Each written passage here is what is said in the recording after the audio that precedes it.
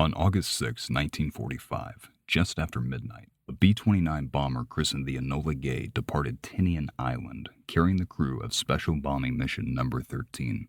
The bomber was preceded by 3 planes, Straight Flush, Jabbit 3, and Full Schaus, each on an independent mission to assess the weather conditions of 3 Japanese cities, Kokura, Nagasaki, and Hiroshima. Today's target is Hiroshima. 2 other planes depart after the Enola Gay, both observation planes outfitted with cameras and scientific equipment. Several hours later, as the sun is beginning to rise, the pilot of the Straight Flush sends over a coded message to the Enola Gay. Cloud cover less than 3/10 at all altitudes. Advice: bomb primary. Minutes later, the all clear is sounded, and the B-29 enters Hiroshima airspace without a single enemy fighter in the sky. On the ground, Japanese officials sound alarms for an air raid. For the people of Hiroshima, the sound has become so commonplace it's almost ignored. At 8:15 local time, Enola Gay's bomb doors snap open, and its payload, a single warhead dubbed Little Boy, drops out. The bomb falls for 6 miles and 45 seconds before reaching its intended altitude. 0.015 seconds later, a woman sitting on the banks of the Ota River, just 1/2 mile from ground zero, is instantly vaporized, as are an estimated 80,000 others. By the time the bomb has claimed its last life months and years after detonation, through the devastation of atomic radiation, some 237,000 people will be dead.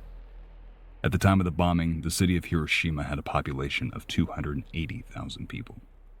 The atomic bomb was a matter of unprecedented national security. So few people knew, in fact, that President Truman would only learn of the bomb he would ultimately use when he became the president himself. This secrecy was essential to the end of the war, at least in the perspective of the United States Armed Forces. But it was that same secrecy that contributed to one of the biggest naval disasters the United States Navy would ever experience. A blight on their history so bad it took 50 years, a feature film, and a 12-year-old boy from Pensacola to finally bring some measure of justice to the hundreds who died as a result of that same secrecy. However, the same few who worked on Special Bombing Mission Number 13 and prepared both Little Boy and the Enola Gay for its world-changing mission did know about the men that the Navy failed. The hundreds who brought Little Boy to them and made their mission possible, which is why Little Boy carried a message inscribed on it as it fell down upon Hiroshima, scrawled in by a member of the assembly team. This one is for the boys of the Indianapolis.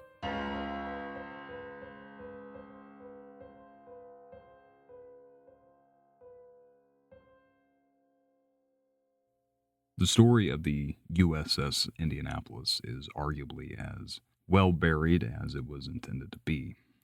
From the perspective of an outside observer, it's a horrific tragedy, a fabled story ripped right out of a horror film. So horrific, actually, that a horror film ripped this moment right out of history.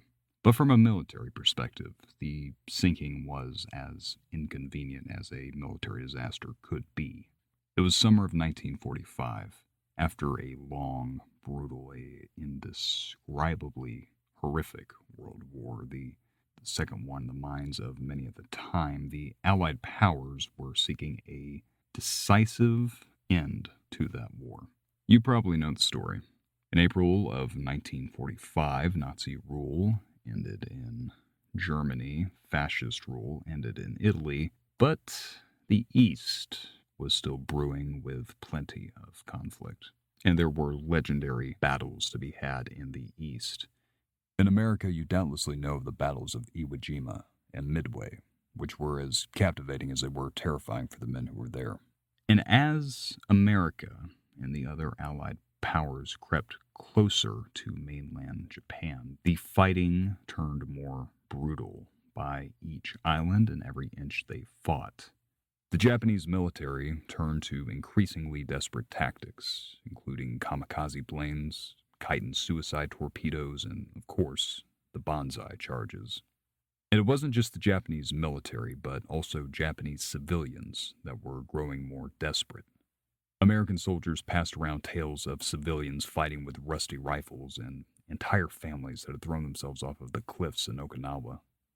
Such tales were certainly true, but the numbers were probably embellished. Nevertheless, whether or not the dropping of the atomic bomb was intended to spare all sides of a horrific, and undoubtedly it would have been a horrific, land invasion of Japan, or if it was to demonstrate raw power to the growing Soviet threat, I won't be getting into.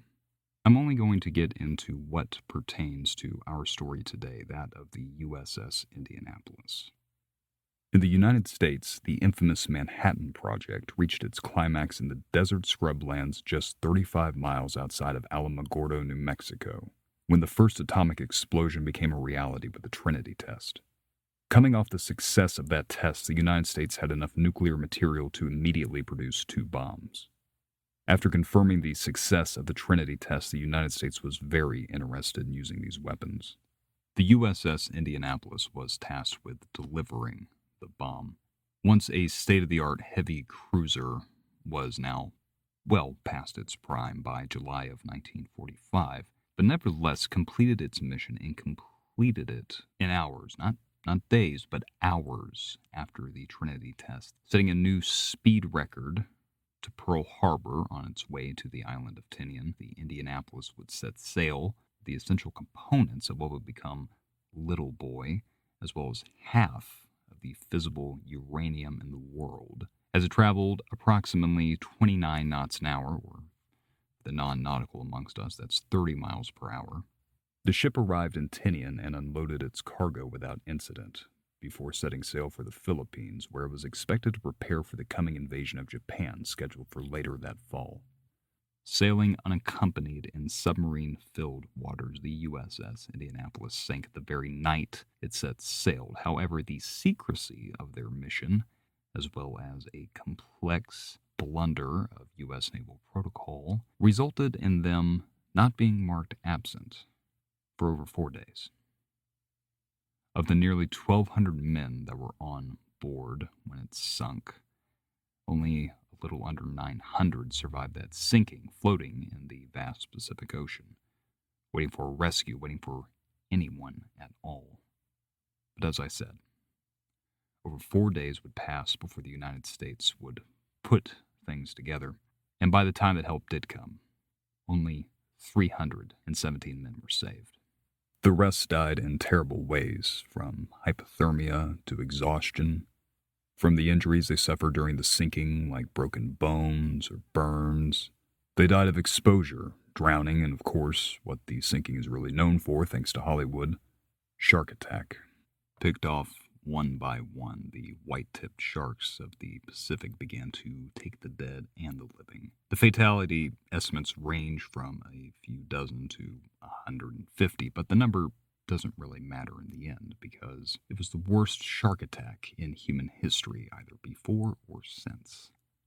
In the immediate aftermath of this unprecedented disaster, the news was suppressed. Press who encountered the survivors were placed under military censor, and families of the men were not informed of the sinking. The censor was lifted just over a week later, the day after President Truman informed the nation that the Empire of Japan had agreed to unconditional surrender. Outrage over the Navy's blunder was minimal, as the story of the Indy's sinking was buried in the back of most newspapers behind stories of the VJ Day celebrations around the country.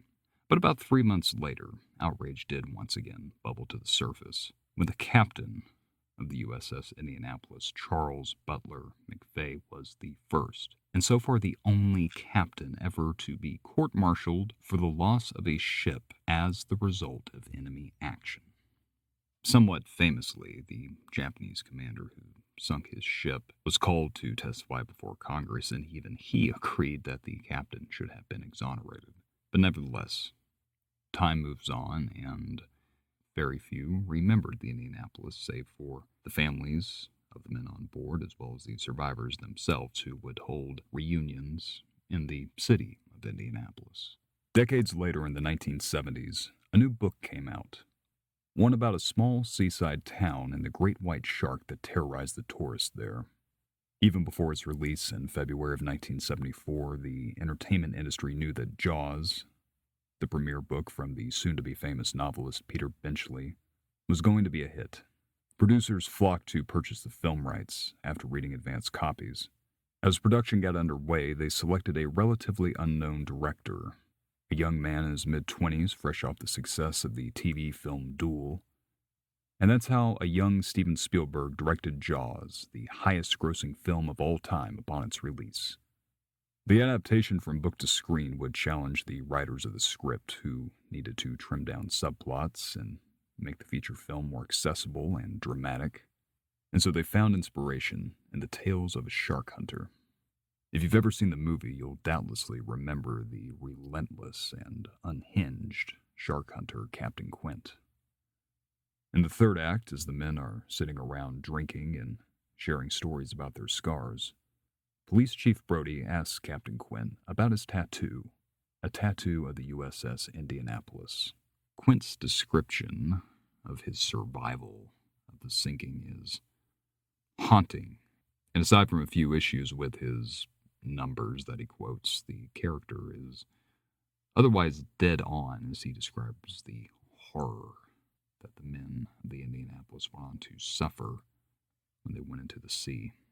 Now, this was probably the most attention the ship had received since it sank in 1945, but the most significant reason why the tragedy of the Indianapolis is remembered as much as it is today is not so much the result of the movie itself, but rather because of someone who watched it. In 1998, 12-year-old Hunter Scott of Pensacola, Florida, saw the film, and he asked his father about the story behind the Indianapolis. Scott was so intrigued by Quint's monologue that he went on to make the tale of the Indy the focus of his National History Day project. He went on to interview nearly 150 of the ship's survivors and reviewed some 800-odd documents related to the ship. It gained so much attention that he went on to testify about the disaster before Congress. And with the help of some of the ship's survivors, he rallied the public support necessary to prompt both Congress and the Navy to review the findings of their predecessors nearly 55 years earlier. Now, with that said, let's dig into the story of the Indianapolis. Let's explore the anatomy of a disaster and understand why it's worth discussing today. Now, to begin, I think it's important to build a little bit of context about the war in the Pacific and where things stood by July of 1945. For simplicity's sake, I'm going to be focusing almost exclusively on the broad actions and motivations of the Japanese and American militaries in that theater. For a variety of reasons, Japan became increasingly totalitarian politically and nationalistic socially. From the time that Emperor Hirohito assumed the throne in 1926, there was a growth in secret societies and nationalistic societies, both for youth as well as adults. The growth of these societies were spurred on by the leadership of the Imperial Army as well as the Imperial Navy, who in the decades leading up to World War II were vying for greater political control. The Army even had its own political party, which grew in such power and popularity that it was able to twice attempt a coup in the 1930s, with no meaningful action taken against either its leadership or its structure. Now, the leaders in the Army and Navy established these societies, both in military and civilian circles, to promote their own imperialist goals, often tying old traditions to modern European fascist ideals. This included concepts like the Bushido Code, the old moral code of the samurai, as well as samurai weapons like the katana began to appear on officers' hips. Ideas like these even trickled into religion with the so-called New Shinto that tied the emperor, the people, the land, and morality as indivisible. This new state Shinto saw the emperor worshipped like a god, and many traditional priests imprisoned. To put it simply, the glory of Japan became the driving cultural force in the country. And in that pursuit, the empire sought to maintain and expand its sphere of influence into the Pacific as well as the Asian continent.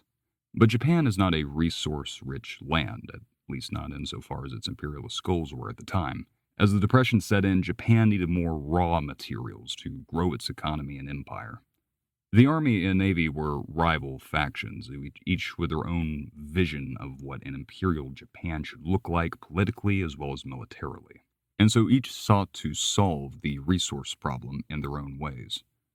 The Army's plan was to invade mainland China and perhaps even Siberia, and use its peoples as a workforce to harvest the resources there. The Navy's plan was to go after European colonies in the Pacific as well as in Southeast Asia. The Navy's plan was to go after European colonies in the Pacific as well as Southeast Asia, and to replace them as the overlords there. Both of these plans would eventually come to pass, but the Army's plan was put into action first. A decade before Pearl Harbor, the Japanese began to expand their borders into mainland Asia with the invasion of Manchuria in 1931.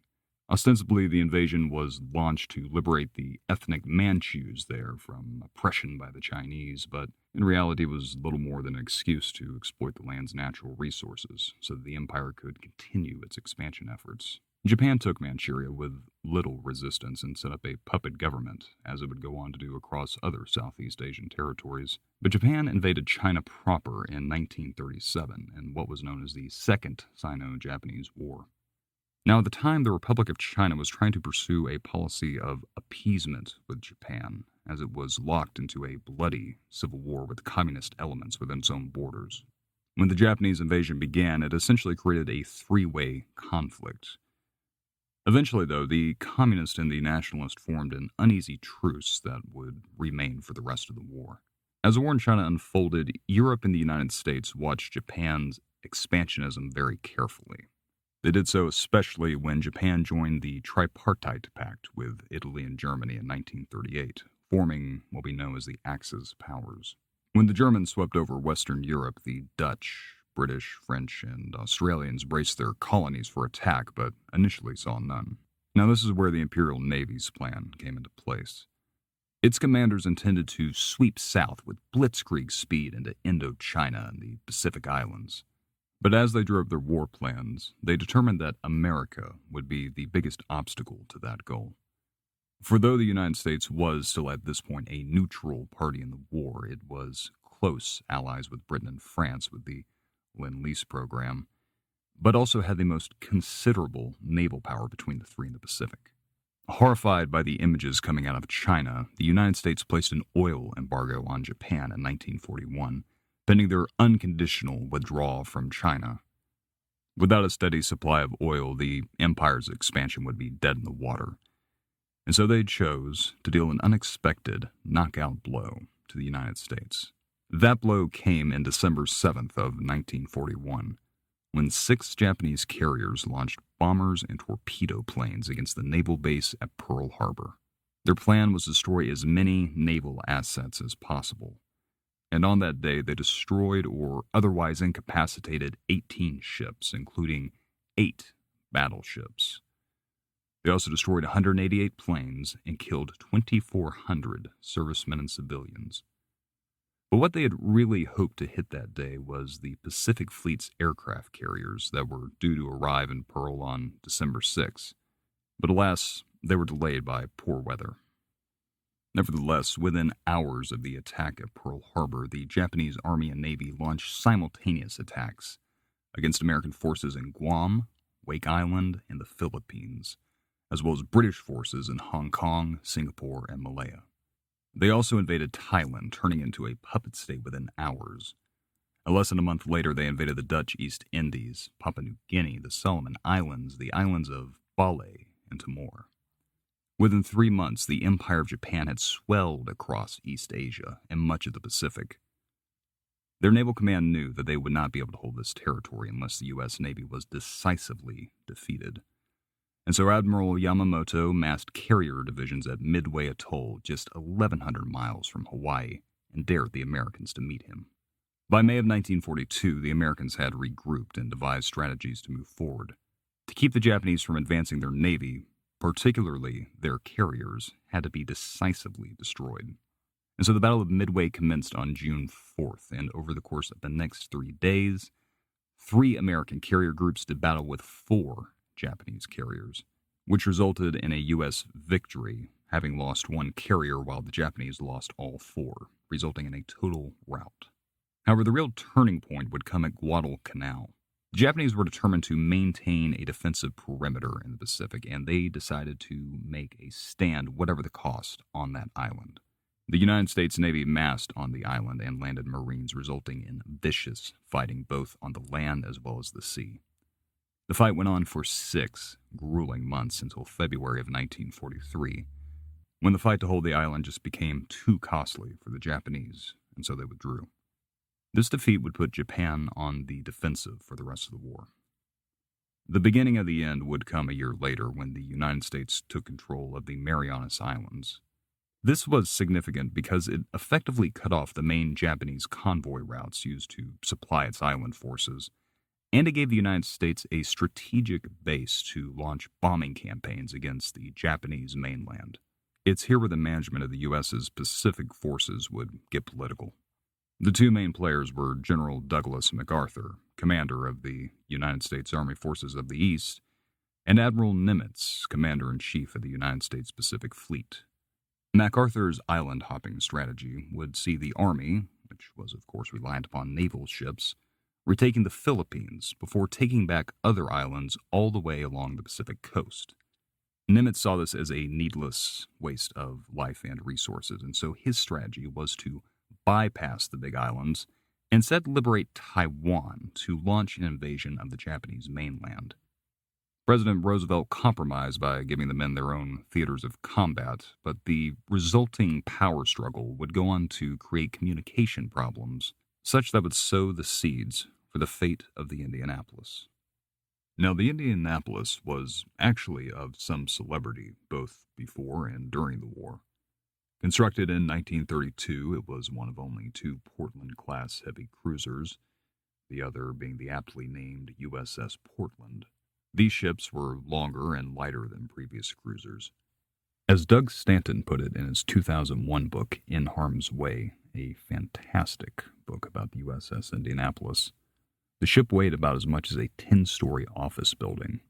But with 107,000 horsepower, it had a top speed of 32.7 knots, or for the non-nautical amongst us, that's about 37.5 miles an hour.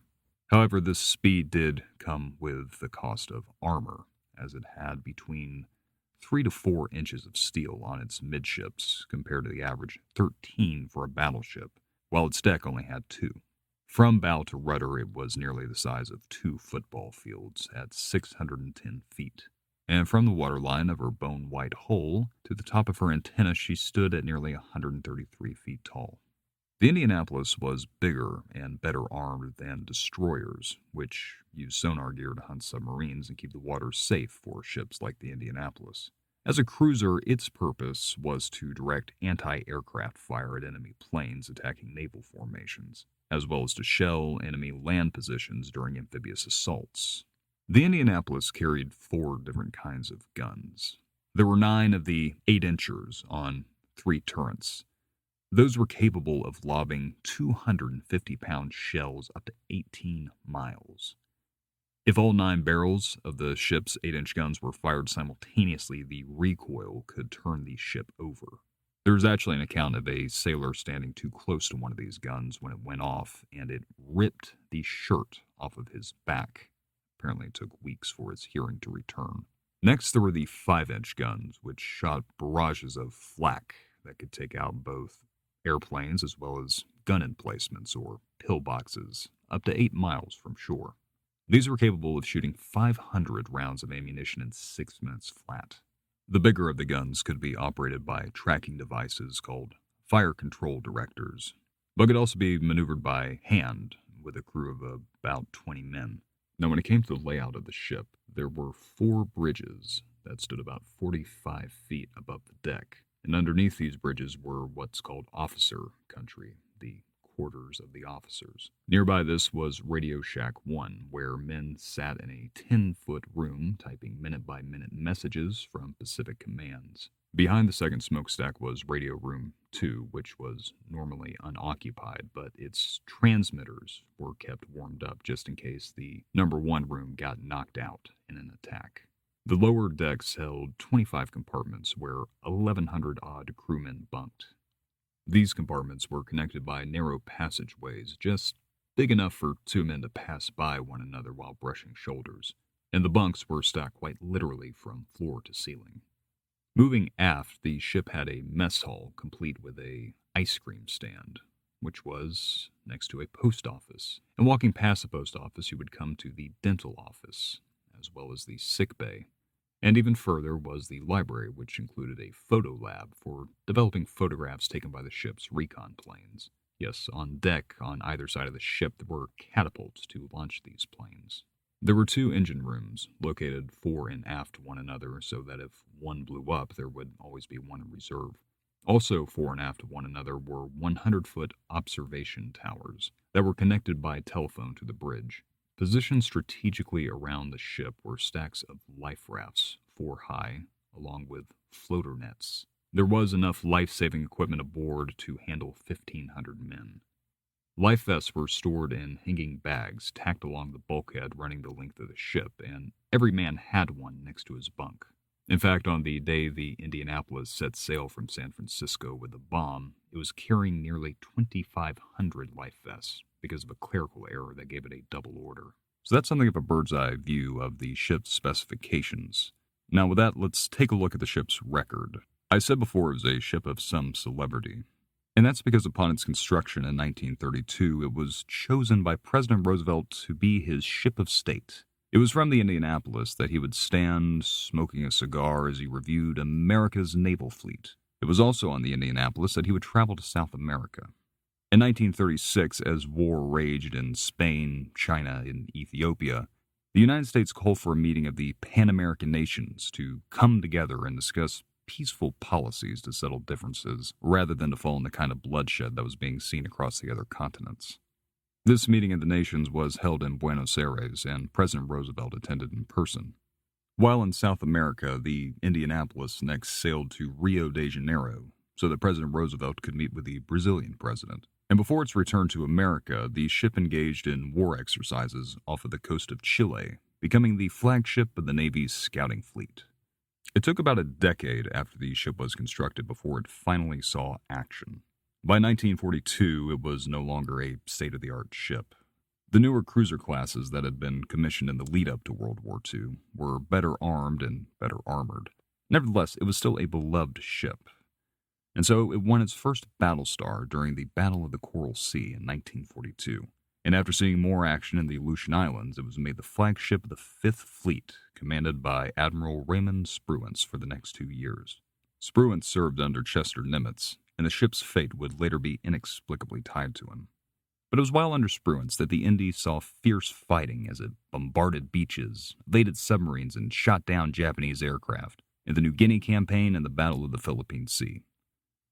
In early 1945, the ship was assigned to Task Force 94 for the invasion of Okinawa.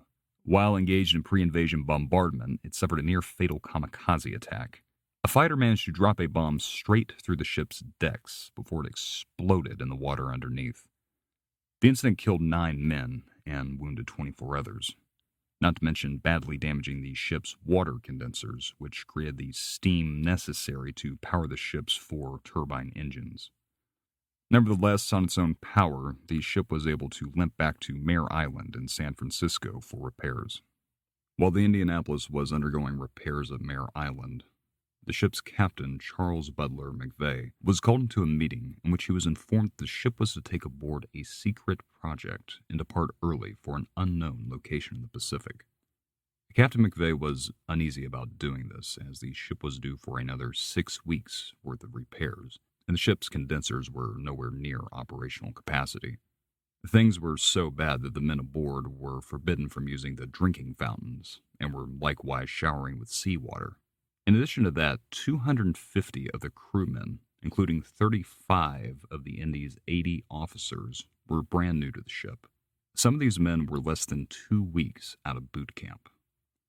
Nevertheless, on either July the 15th or 16th, there are conflicting accounts. The ship sailed 30 miles to Hunter's Point, and all hands were called on deck to await the loading of the secret cargo. As the men stood there, 2 trucks drove up the wharf, and 2 large items emerged from under their canvas flaps. The first was an enormous wooden crate. Some say it was about 5 feet high, 5 feet wide, and maybe 15 feet long. The second was a metal canister, painted jet black. They say it was about knee-high and maybe 18 inches wide. The Marines unloading the items struggled beneath their weight before they were loaded onto a crane and pulled up to an area of the port hangar, a place normally used for the observation plane's catapult. Along with the cargo came 2 Army Ordnance officers, Major Robert Furman and Captain James Nolan. They took their quarters in the flag lieutenant's quarters, who was evidently absent from the ship. Captain Nolan reported to McVeigh that with the help of the ship's welder, the canister had been fastened to the deck of his quarters, and that in the event of the ship sinking, both the canister and the crate should each be loaded onto their own lifeboat before the ship was evacuated. McVeigh, having no idea what was in these containers, tried fishing for information by stating he didn't think that they were going to use biological warfare in this war. But Captain Nolan played it cool and simply left the bridge without further explanation. Unbeknownst to anyone on board, Nolan was a radiologist, and Furman was an engineer involved with the Manhattan Project. They had been tasked with transporting the essential components of Little Boy, and half of the fissile uranium in the United States, an estimated value of some $300 million, or in 2021 money, $4.5 billion. It was their job to transport it from San Francisco to Tinian Island, where they would later help to assemble it. By all accounts, the 2 of them tried to stay away from the rest of the crew. Their uniforms were apparently ill-fitting, and they didn't seem to know much about Army ordnance. I'd also like to note at this point that the Indianapolis was actually not the first choice to carry the weapon. It was originally tasked to the USS Pensacola, which was another cruiser. However, a week before the components made their way to San Francisco, its engines quit in rough seas while completing sea trials, and so the job then fell to the Indianapolis.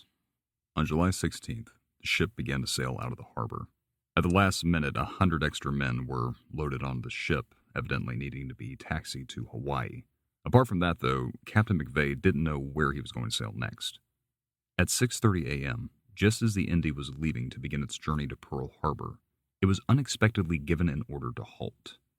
Unknown to any of the men on board, there was an explosion 1,000 miles away in a scrubby expanse of the New Mexico desert. In an enormous flash, the desert sands were turned to glass, and a 100-foot tower of smoke and debris went skyward. This would go on to be known as the Trinity Test, the first ever detonation of an atomic weapon. Had the test failed, the Indianapolis would have been recalled back to harbor, but because it succeeded, a new order was given by motorboat, one which read, "Indianapolis, under orders of Commander-in-Chief, must not be diverted from its mission for any reason." Unaccompanied, the ship set sail for Hawaii, and at a specified distance, Captain McVeigh opened his sealed orders and announced to the crew that they would be on a speed run to the island of Tinian. At an earlier meeting, he told his officers that he did not know what the cargo was, but that he had been told that every day they got closer would be another day off the war. At a breakneck speed, the Indianapolis made its voyage in 74.5 hours, a record that as of 2001 had not been broken. I have tried to find evidence as to whether or not this is still the record, but as of yet have been unable to find anything to either corroborate or deny this claim. If you should happen to know what the record is from San Francisco to Hawaii, please chime in on social media and let us know, because I would love to know the answer to that. After unloading the sailors at Pearl, it broke for Tinian, arriving there a week later on Thursday, July 26. The Indianapolis had actually been here before, when it helped the Fifth Fleet to level the island before an amphibious invasion in July of 1944. This time, there was hardly a bush or tree left on the island, and littered around the airfield were the hulks of B-29s that had been unable to get airborne and had instead exploded into showers of flames. But at this point in the war, it was considered to be a backwater, merely a place for bombers to take off on the runs to Japan. As the cargo was being unloaded, Nolan and Furman searched the crowd for a familiar face. Once they found one, they were told of the success of Trinity and quickly accompanied the components to begin assembling. With their mission completed, the crew of the Indianapolis immediately set sail 120 miles south to Guam, arriving the next day to receive the routing orders that would take them to the Fifth Fleet. Guam, like Tinian, was considered to be a backwater in the Pacific theater. It was positioned about 1,400 miles away from Okinawa. Also, like Tinian, it was heavily damaged from the intense bombardment and fighting to retake it the year prior. It was now an island teeming with 500,000 military personnel, serving both as a way station for passing transports and a dry dock for damaged ships. It was also a relay point for orders coming from SINK-PAC HQ, that is the Commander-in-Chief of the Pacific Fleet headquarters, but more on that in a moment. That morning, Captain McVeigh met with members of Admiral Nimitz' support staff to inquire about gunnery training. With his extra crew and cargo unloaded, he was eager to resume training exercises and to bring his new crewmates up to speed with how the ship ran. However, he was disappointed to learn that Guam no longer offered gunnery training and said the ship would have to train at its next destination, Leyte, a command center in the Philippines. The Indianapolis was to follow the Petty convoy route, a 1,300-mile journey that had been used for the past 3.5 years. By all accounts, the route was considered routine and safe. Routing officers informed McVeigh that if the Indy left that night, Saturday, July 28th, they could arrive in Leyte by Monday the 30th, assuming a speed of 25 knots or about 29 miles per hour.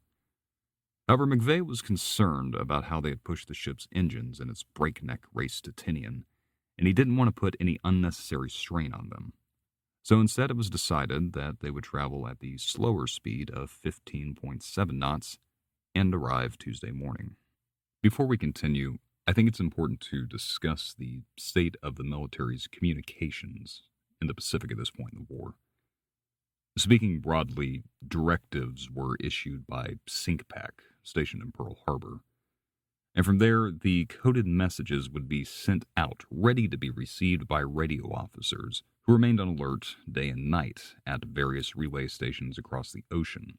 These officers would code the messages and transmit them further down the line to their intended recipients. This method was obviously not foolproof, as human error could easily result in an officer mishearing or otherwise failing to decode a message properly before passing it along. While imperfect, this simply was the technology at the time.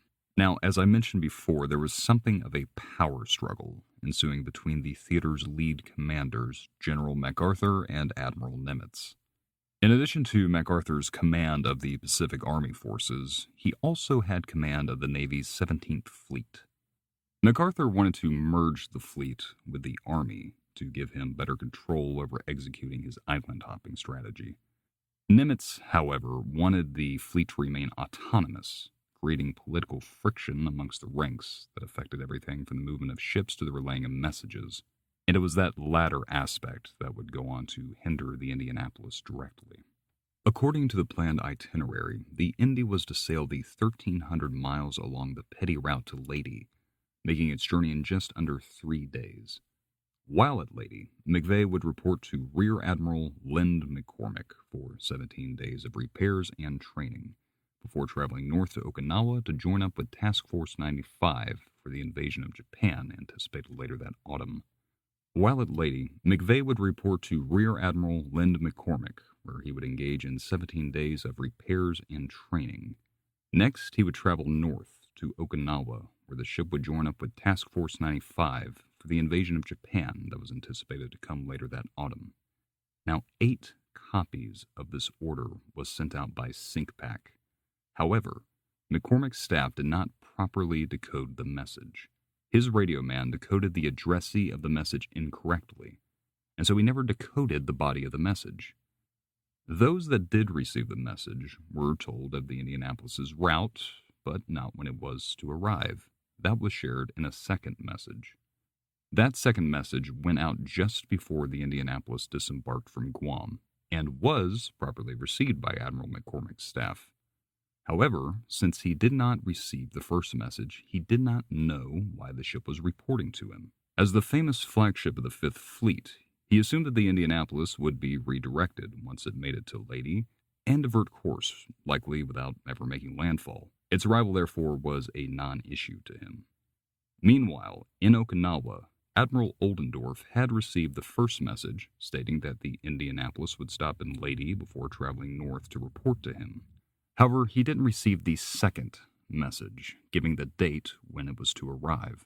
As Doug Stanton puts it, the effect of this double error was simple. The two people to whom McVeigh was to report did not have enough information to know whether or not he was late. It was now McVeigh's turn to receive insufficient information. As a cruiser, the Indianapolis had no sonar, no depth charges, or any other gear relevant to submarine warfare. When such ships made long voyages, they were always accompanied by destroyers to protect against any surprise undersea attacks. When McVeigh was given his routing orders, he naturally requested a destroyer escort, but was turned down because he was informed that no escort would be necessary. Incredulous, he requested the latest intelligence report of the region.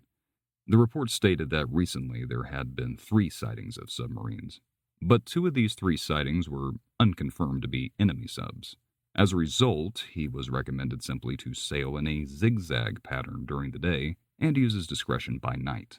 However, this report failed to mention 2 vital pieces of information. The first was that 3 days earlier, the destroyer USS Underhill had been sunk by a chitin suicide torpedo, resulting in the deaths of 112 men. The second was intel deduced by Ultra, the extremely top-secret code-breaking program used by the Allies to decode Axis messages. The United States had 2 heavily guarded centers for Ultra decryption, one in Pearl Harbor, the other in Washington, D.C. The program's existence was so top-secret it wasn't even acknowledged until the 1970s. During the war in the Pacific, the program had been a vital part of tracking the movement and missions of Japanese vessels.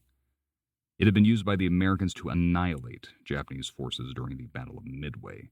However, several days after the battle, American newspapers reported that the battle's success was due in large part because the military had learned ahead of time where the ships would be located. The effect was disastrous. Within a week, the Japanese changed their entire encrypting system, leaving the codebreakers to work tirelessly to learn their new system. As a result of this, the program's existence needed to be protected at all costs, and so the decision was made that certain troops and ships would not be reported or attacked to avoid drawing Japanese suspicion. At the time the Indianapolis was due to set sail, Ultra was tracking Japanese submarines from the Taimon Group that were operating along the Petty Route. Captain Oliver Naquin, who was the commanding officer of the Marianas Command, knew both of the Underhill's sinking and of the Taimon Group's activity in the area. For whatever reason, he never fully explained why he did not share even a portion of this information with McVeigh. And documents related to the submarine's activity were not made public until the 1980s. If you go online, you can read these documents, and I must say they are staggering. Not only was Ultra aware of the submarine's positions and movements more than a week before the Indianapolis even set sail with the bomb, but it was also discovered that one of them had sunk a ship that would turn out to be the Indianapolis, and none of this information was ever passed along. And so it was that on the night of Saturday, July 28th, McVeigh left Guam uninformed and unexpected. As the sun began to dip below the horizon that evening, the Indianapolis crossed into a portion of the Pacific known as Challenger's Deep. It is the deepest part of the Marianas Trench. You could drop Mount Everest to the bottom of its floor and there would still be another mile of ocean above it. It's also 300 miles from the nearest island. Sometime between 7:30 and 8 p.m., Captain McVeigh gave the order to quit zigzagging. Once again, this was something he was told he could do at his discretion during times of poor visibility. And by all accounts, that night was cloudy, the water was choppy, and there was only a crescent moon in the sky. Now, air conditioning was not a luxury the Indianapolis enjoyed. All day, it would absorb heat, leaving the inside of the ship with an average of 95 degrees during the day and 120 if you were in the engine rooms.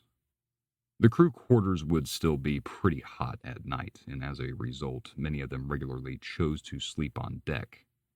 That night, Captain McVeigh ordered the ship to the yoke-modified condition, in which all hatches and doors were left open to let that heat out. Now, this is not the most secure form of travel. That is condition Z, in which all doors and hatches would be closed, so that the compartments would be impenetrable to water. In yoke-modified, these watertight compartments could be breached within seconds. But McVeigh did this believing his intelligence report, which told him that his route was clear. And so that night, when everyone bedded down, there were about 300 men sleeping on deck. 12 miles from where the Indianapolis cruised, Lieutenant Commander Machisura Hashimoto was awakened for night maneuvers. Hashimoto was the commander of submarine I-58.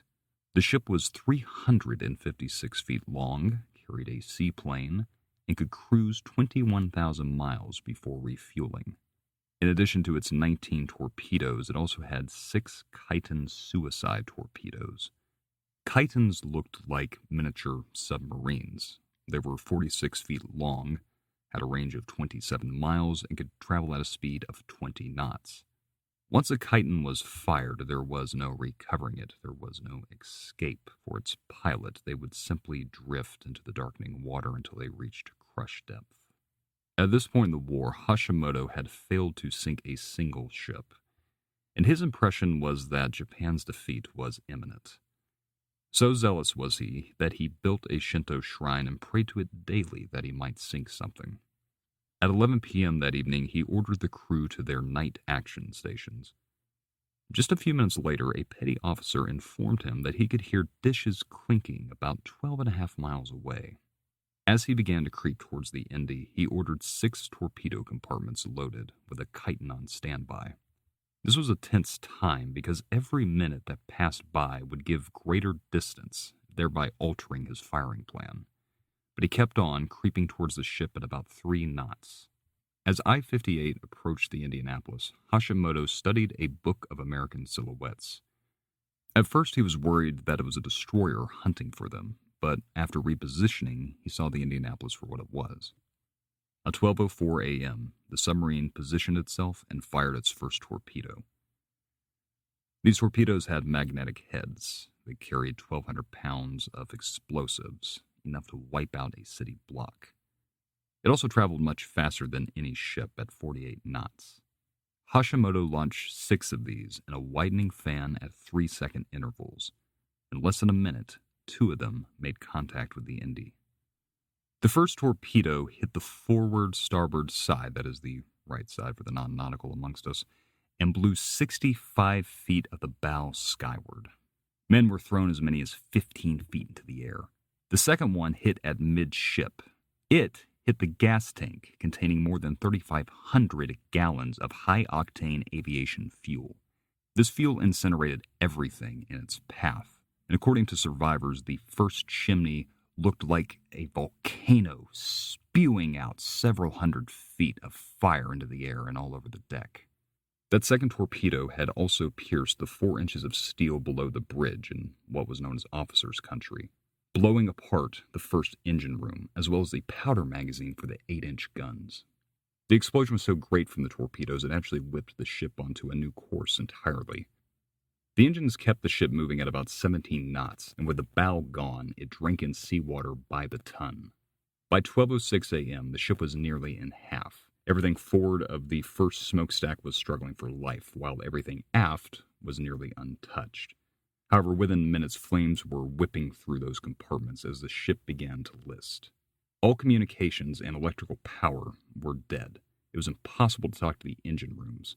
This was critical, as they needed to be shut off in order to stop the flow of water. The engineers tried in vain to contact the bridge, but to no avail.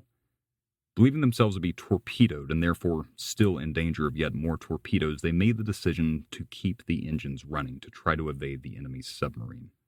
Meanwhile, Captain McVeigh had been thrown out of bed and immediately knew that he had 3 pressing jobs.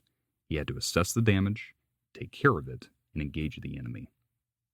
He stumbled to the bridge naked through the darkness, a darkness so thick that the men there couldn't even make one another out. He immediately ordered a man to Radio Shack 1 to send out a distress signal with their longitude and latitude repeatedly. That man, Commander John Janey, would never be seen again. Because he was unable to get in contact with any other part of the ship, he thought that the Indy could still be saved. He immediately got clothed and was met by a gunnery officer. At this point, nobody knew whether they had been bombed or torpedoed or shelled by a Japanese battleship, but McVeigh correctly guessed that they had been torpedoed. He quickly made his way back to his cabin and got dressed. Upon his return, he got his first indication of the terrible magnitude of the damage when he met a gunnery officer with no hands and no eyes.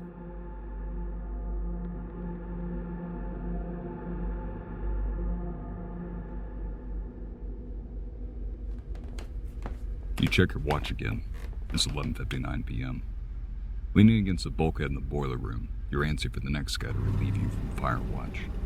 It's been hours since the boiler has needed to be lit, and the stifling hot air down here is setting you on edge. You eye a figure coming down the corridor and recognize it straight off as the midnight shift. Right on time. You and the figure exchange grunts that pass for salutations as you sneak around one another in the cramped hallway. You work your way through the labyrinth of tight passageways heading aft to find your quarters. Once you get there, you make your way through the darkness by memory to your bunk and grab your bedding. The boiler room may be as hot as hell's hinges, but the bunks aren't much better. Even at midnight, the temperatures here are somewhere in the 80s after the ship has spent all day soaking up the sun's equatorial heat. Because of this, a lot of guys choose to sleep on the ship's deck, hard as it might be. You plan on being one of those guys right now. You check your watch again and put a little more pep in your step. It's 12:04 a.m. now, and dawn calisthenics are only hours away. Just as you turn to climb the last set of stairs leading topside, an explosion rips through the ship, spilling you to the floor. Stunned, your arms flail out trying to grab hold of something so you can pull yourself up when it happens again.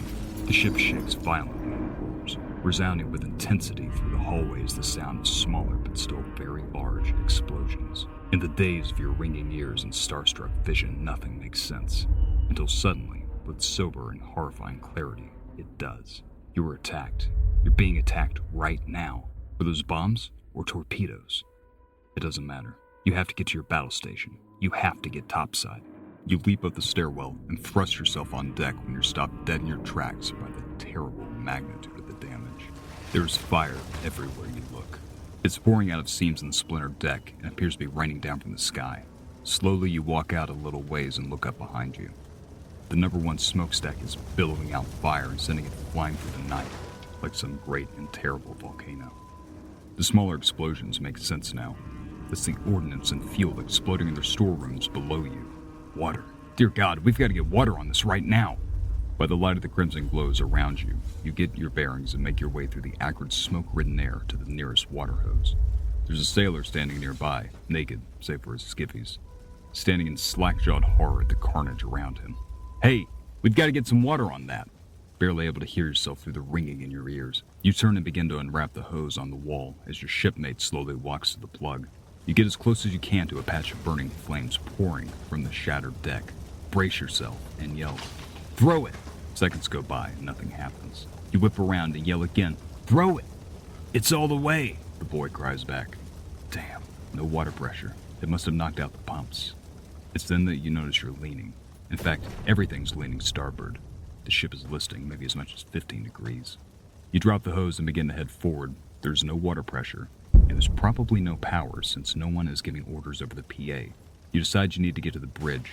You need to know what's going on, and you need to hear it from officers directly. You shuffle and push your way through the throngs of men on deck. You barely notice the ones pulling their buddies so badly burned they barely look human anymore, past you in the direction of sickbay. As you near the bridge, there's a cacophony of movement and voices. Crewmen with knives are hacking and slashing life rafts and floater nets off the wall while officers are yelling not to jump without a life jacket. We're abandoning ship. The list is significant now, and you fight to stay on your feet as men and equipment begin to slide down the deck. You get to the wall and feel around till you find a life jacket. Thank God the ship got a double order of them back in port. You pull it on and brace yourself as men go spilling past you into the sea. If you don't jump soon, you're going to fall like they did.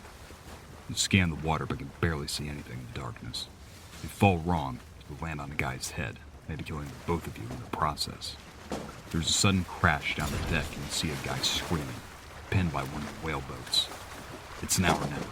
You push up the wall and fly screaming all the way down into the darkness. You plunge, still screaming, into a black ocean. The taste of salt water and something else fills your mouth and windpipe, and you kick wildly trying to get back to the surface. After what feels like an eternity, you break back through the water, gagging, throwing up all the water you suck down. As your stomach begins to settle, you feel your skin starting to burn. You pull your hands up and begin to wipe away at your face, realizing in the process you're covered in oil. It's thick as molasses and you're probably floating right in the middle of a slake. Through stinging eyes, you try to scan the horizon. Through cloudy skies, the crescent moon shows you very little. There's no ship, not anymore. There are only the disembodied eyes groaning in the darkness, calling out in terror and anguish. You look at the water below you. It is black. You look at the sky above you. It is black. Here, where time has stopped, you think of that place that Father Conway speaks of so solemnly and so grimly. That place where there is only darkness and the weeping and gnashing of teeth. You are there now. For how long, you wonder? What now?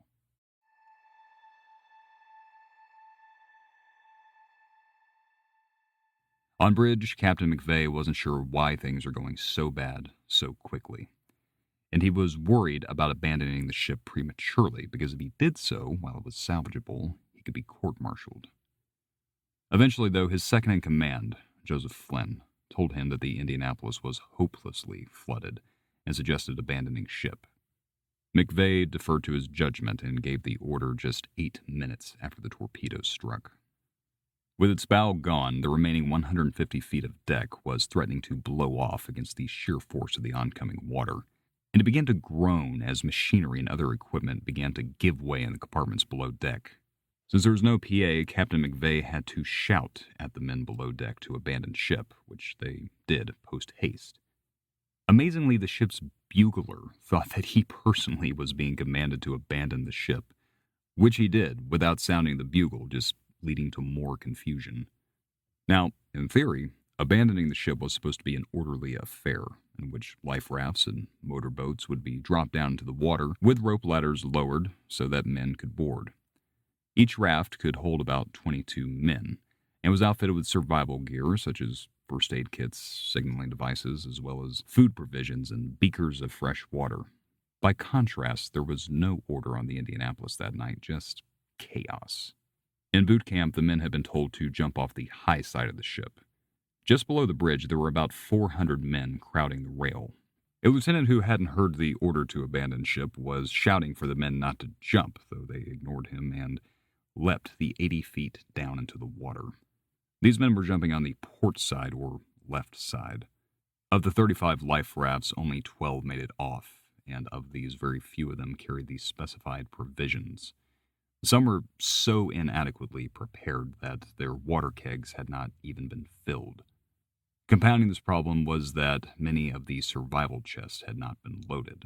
These chests included useful items like common hand tools, sails, fishing kits. Fortunately, though, the ship's one saving grace was that it did have that overabundance of life vests. McVeigh didn't know if any of the distress messages had gotten off, and was debating going down to Radio Shack 1 himself. But the ship suddenly rolled 90 degrees, and he realized getting there would be impossible. Unbeknownst to him, Radio Shack 1 was in fact knocked out by the second torpedo, but Radio Shack 2 had remained up and running. The men there had managed to improvise a transmitter out of equipment normally used to receive messages, and for 2 minutes straight they transmitted the ship's coordinates and SOS. In the chaos, men reacted in different ways to the ship's sinking. There are a few accounts of guys going to the mess hall, quickly making sandwiches or grabbing hold of canned food, while others quickly jotted letters home. Up on the signal bridge, a few men stuffed classified documents into a bag, which they intended to sink to keep it from falling into enemy hands. But as the ship's tilt grew more pronounced, they gave up and stuffed it under a desk. On deck, men with knives were desperately hacking at the bags of life vests and floater nets. As the ship rolled, one man was apparently crushed when he cut free a lifeboat, which went on to pin him before sliding into the ship's bulkhead. Wherever they were, men grabbed as much as they could before jumping over. Now those that had jumped to port jumped into a sea that was nearly devoid of life-saving equipment. Because the ship was listing starboard, most of the gear had slid in that direction. But regardless of the side they jumped from, they were all swimming through a poisonous field of oil, thick as molasses. Some of them swallowed it, causing them to vomit violently. It smothered them, with the acidity eating away at their sensitive skin in every orifice. As the ship began its final plunge, Captain McVeigh was in crisis. He briefly debated the merits of going down with the ship before determining that he was responsible for the survival of his men. As he prepared to jump, a wave suddenly washed him off deck. For some time afterwards, he swam through the oily ocean and tried to turn around to get his bearings, but when he did, he saw that the ship was gone. He could see nothing at all in the darkness. It is estimated that about 300 men died during the torpedoing and subsequent explosions. In total, the ship had managed to plow on for about 2 miles before finally raising its stern skyward and slipping under the ocean. Some of the men reported that they could see light through the portholes of the ship as it slowly fell to the ocean floor, until the pressure eventually became so great that the air in the remaining chambers exploded in a giant whoomph. In all, it had taken the Indianapolis only 12 minutes to sink. Meanwhile, 650 miles to the west, off the island of Leyte, the Indianapolis's intended destination, at least 3 radio men received the distress signal, which included the ship's coordinates. The first was radio man Claire Young, who received it and immediately brought it over to the sleeping quarter of the naval base's ranking commander, Commodore Jacob Jacobson. Young woke Jacobson up and read him the message, and quickly asked him if he had a reply. Jacobson responded that he had no reply at that time, but if further messages were received, that he was to be notified at once.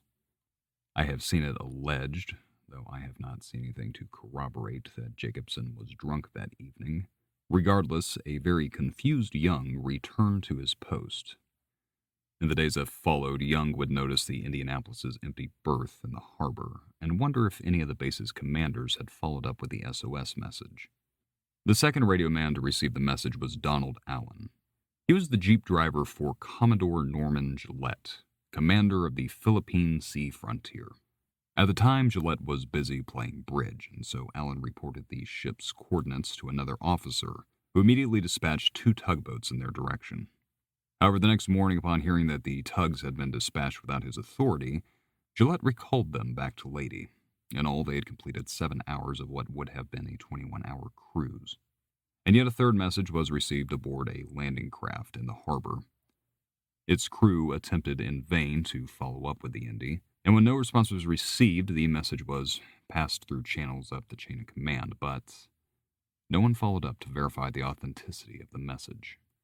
Now, if you are perplexed as to why the naval commanders at Leyte wouldn't have moved heaven and earth to follow up on 3 reports of a ship having been torpedoed, the answer lies in prevailing naval protocol at the time. You see, early in the war, any such message like that would have been followed up with immediately. And the Japanese knew this, and they would often send out bogus sinking reports, sometimes to confuse and sometimes to ambush would-be rescue vessels. As such, Naval Command directed that any distress signals that couldn't be confirmed with a reply were to be disregarded as pranks. And so it was that the 900 survivors now in the water were not missed and were not being looked for. For these men, surviving the ship's sinking was only the beginning of their ordeal. Due to the incredible speed at which the ship sank, many of the men in the water floated in the open ocean without so much as a life vest to hang on to.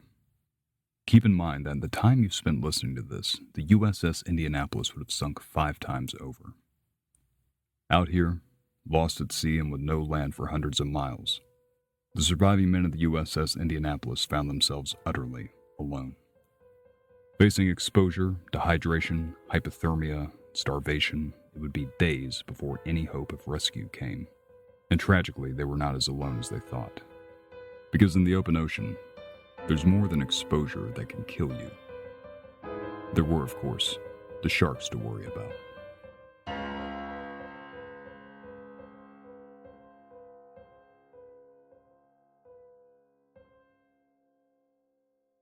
I'd like to thank you for listening to the first episode of Grisly History.